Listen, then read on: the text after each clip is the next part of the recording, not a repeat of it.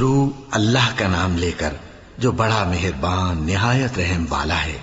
الف لام میم، یہ کتاب یعنی قرآن مجید، اس میں کچھ شک نہیں کہ اللہ کا کلام ہے، پرہیزگاروں کے لیے رہنما ہے، جو غیب پر ایمان لاتے اور آداب کے ساتھ نماز پڑھتے اور جو کچھ ہم نے ان کو عطا فرمایا ہے اس میں سے خرچ کرتے ہیں، اور جو کتاب اے پیغمبر تم پر نازل ہوئی اور جو کتابیں تم سے پہلے پیغمبروں پر نازل ہوئیں سب پر ایمان لاتے اور آخرت کا یقین رکھتے ہیں۔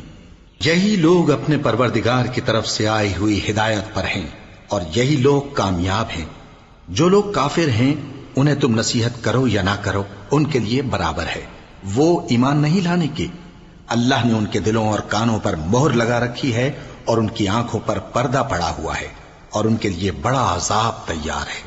اور بعض لوگ ایسے ہیں جو کہتے ہیں کہ ہم اللہ پر اور روز آخر پر ایمان رکھتے ہیں، حالانکہ وہ ایمان نہیں رکھتے۔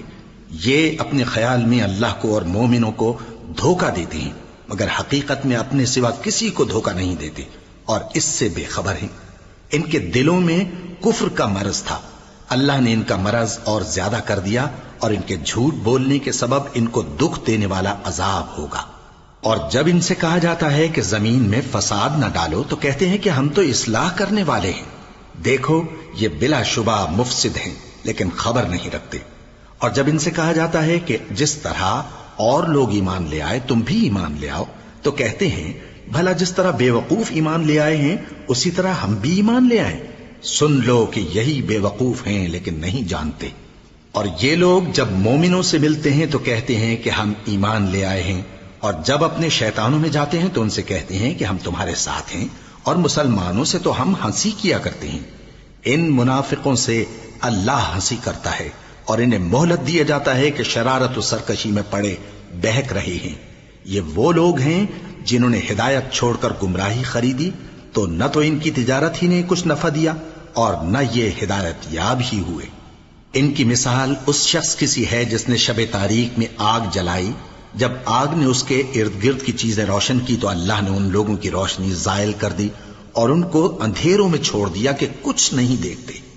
یہ بہرے ہیں، گونگے ہیں، اندھے ہیں کہ کسی طرح سیدھے رستے کی طرف لوٹ ہی نہیں سکتے۔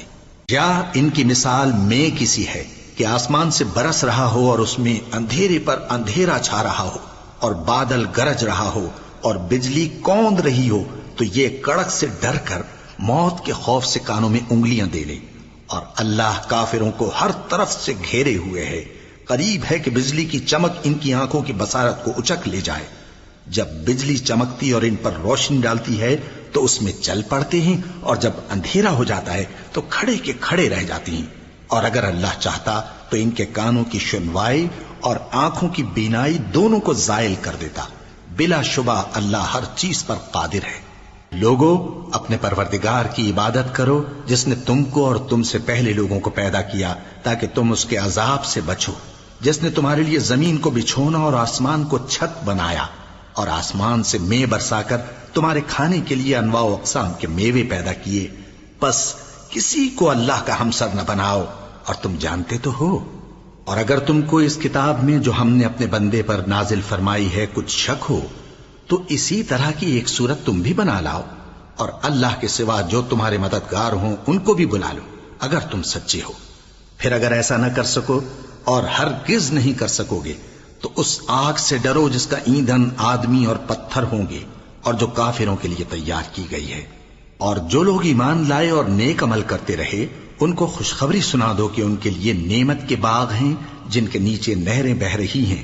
جب انہیں ان میں سے کسی قسم کا میوہ کھانے کو دیا جائے گا تو کہیں گے یہ تو وہی ہے جو ہم کو پہلے دیا گیا تھا، اور ان کو ایک دوسرے کے ہم شکل میوے دیے جائیں گے، اور وہاں ان کے لیے پاک بیویاں ہوں گی اور وہ بہشتوں میں ہمیشہ رہیں گے۔